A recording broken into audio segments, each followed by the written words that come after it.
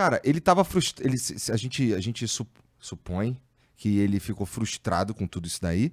E também tem a ver com o lance dele, das coisas dele, da Tesla, SpaceX, também irem perdendo valor. E ele tava perdendo dinheiro também por conta dessa associação com o governo, né? Também não tava acontecendo isso? Também, e eu acho que foi muito culpa dele também. É que, claro, é difícil a gente fazer um exercício Aham. aqui de psicologia, né? O que exatamente ele pensou. Mas quando ele entra no governo, ele já começa disparando contra vários líderes europeus, por exemplo. Não, eu vou fazer ali, ó, uma live com a alternativa para a Alemanha, porque a gente tem que tirar o Olaf Scholz, tem que fazer a direita nacionalista alemã crescer, se relaciona com o Vox, que é o partido ali da Espanha, com o Chega, por exemplo, em Portugal. E os europeus, eles começam a perceber que, porque uma coisa é o Elon Musk, já seria meio complicado já, porque o cara é dono da Tesla, SpaceX, o cara é dono, por exemplo, do X, que é uma rede Aham. de comunicação. Agora, além de um agente privado, ele é um agente público também. Um agente público americano interferindo em políticas públicas de nós europeus, e os europeus eles têm uma certa, assim, rixa, né, com os Estados Unidos, porque ao longo de séculos, a Europa sempre foi o centro econômico, político e cultural, e pós-Guerra Fria ali, os Estados Unidos se consolidou como a principal potência capitalista. Aham. Então, vem os Estados Unidos ficar apontando o dedo em quem deve ser o principal candidato, quem não deve ser. Isso incomoda bastante também. Na Europa, por exemplo, você teve a Tesla caindo assim vertiginosamente as vendas, os ataques que foram feitos contra os carros. E eu acho que ele começou a perceber que ele, para a vida privada dele, ganhava muito pouco fazendo essa interferência política, principalmente na Europa, e começou a prejudicar as ações das suas empresas lá. Mas acho que foi um dos pontos, assim, né? Outro ponto que também influenciou bastante foi a questão da indicação que ele deu para ser o chefe da NASA. Um dos objetivos, penso eu, de entrar no governo também, era fazer uma coincidência entre os seus planos pessoais. Ele tem a missão na cabeça dele, que é a colonização de Marte, Aham. e ele conseguindo indicar quem ia ser o representante da NASA, ia facilitar bastante para que tivesse uma operação conjunta, governo federal e iniciativa privada, para que ele conseguisse cumprir os seus objetivos, é fato, né? E descobriram, fizeram lá um mega dossiê, e esse representante que eu colocaria na NASA, ele na verdade tinha financiado membros do Partido Democrata. O Trump ficou pé da vida com isso e falou, não, esse cara não pode ser o nosso representante, e aí mudou uma indicação do Elon Musk. Aham. Mas Elon Musk, por exemplo, na questão das taxações, o grande mentor dessas taxações foi um cara chamado de Peter Navarro. Ah. E o Trump não tinha criticado, aliás, o Elon Musk não tinha criticado o Trump, mas tinha feito críticas ao Peter Navarro. Então já tá bem nítido, bem claro que ele não tinha gostado dessas super taxações. O Steve Bannon também não gosta do Elon Musk. Não É. gosta, né? E aliás, quando teve essa briga agora, o Steve Bannon.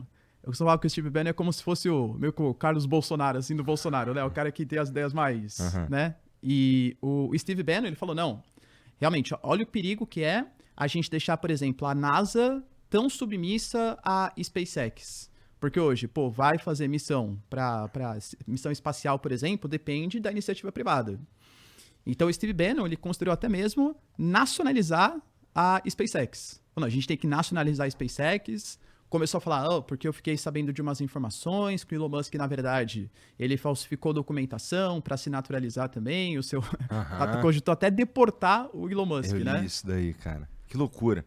Bom, e aí a gente. E aí tá bom, a gente sai de uma fase que eles estão ali, putz, desentendendo e tudo mais. Até que, pô, eu não sei exatamente o dia, mas foi no dia 5, na verdade. Cara, foi semana passada, no dia 5, na quinta-feira, que eles começaram a se farpar nas redes sociais, né? Quem começa com a bagunça, de certa forma, é o próprio Elon Musk, não é isso? Ele tuita lá às 11h20 da quinta-feira, no dia 5, que ele. Como é que é? Começa a atacar ali com a questão de taxa mesmo. Que ele sente que o Trump, um vídeo do Trump de 2013, que ele se dizia em descrença e envergonhado com os republicanos aumentarem o teto da dívida. E o Musk diz lá, palavras sábias. Aí eles começam a brigar ali, né? E aí o Trump responde lá meio-dia e tudo mais. Bom, quando tu tava acompanhando isso daí também ao vivão... Tava também. É? Tá, e como é que tu sentiu ali? Porque o Jean tava sentado aqui falando, cara, olha o que esses caras estão falando aqui agora mesmo e tudo mais. Teve até lá um vídeo do Trump com o Epstein, não é? Teve de tudo, meu irmão. Então, Mas, assim, como eu falei, era uma coisa que já dava indicativos que ia acontecer. Por exemplo, uma das coisas que o Steve Bannon falou, não sei se você viu, Igor, teve um dia que quase na despedida dele, porque o Elon Musk ele ia sair do governo, era natural, seu contrato estava vencendo mesmo no final de maio, ele ia sair, e acho que as desavenças só consolidaram um processo que já ia acontecer. Mas eles estavam tentando negar um pouco as aparências, estavam tentando ali mostrar que eles estavam relativamente próximos, e teve um vídeo que o Elon Musk ele apareceu com o olho roxo do lado do Trump. E aí ele contou uma história que, na verdade, ele pediu pro seu filho dar um soco nele, só que o filho dele deu um soco, enfim, muito forte no olho e tal, né? O Steve Bannon falou que é mentira. Que, na verdade, foi uma briga que ele teve com o Scott Bessent, que é o secretário do Tesouro americano. Que o Scott Bessent foi lá e começou a falar assim, pô, você prometeu pra gente que ia economizar os 2 trilhões. Economizou só 100 bilhões. E aí o Elon Musk ficou revoltado, falou que era por conta da vida política e tal, e aí acabou dando, segundo o Steve Bannon, né? Uhum. Deu um empurrão no Scott Bessent, e o Scott Bessent deu um soco no olho do Elon Musk. Independente se foi o soco ou não, que também não dá muito pra acreditar no Steve Bannon, ele quer muito manchar a imagem do Elon Musk, né? Tem que deixar claro.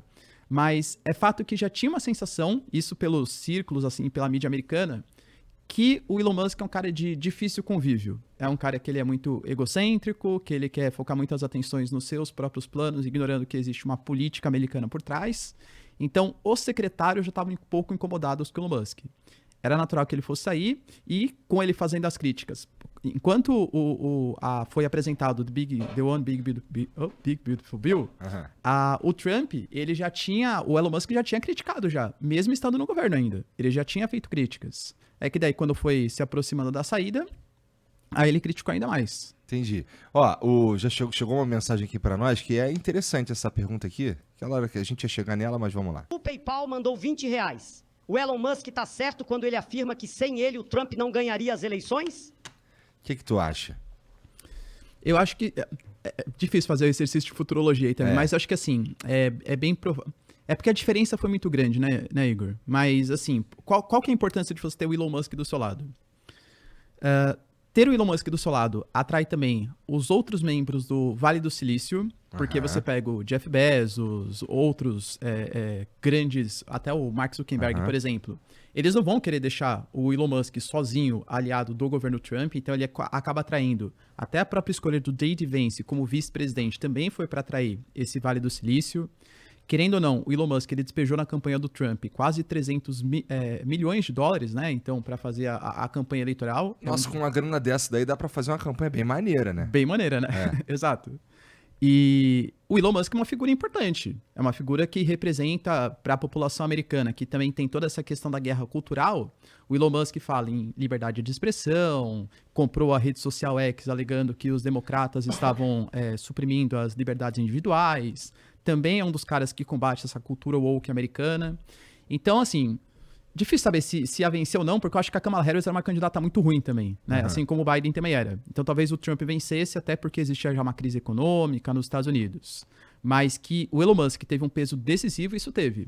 Tanto que, por exemplo, talvez a gente vai falar daqui a pouquinho, Igor, que eles até fazendo uma política já de reaproximação no dia de hoje, né? Alguns agradinhos aí dos dois lados.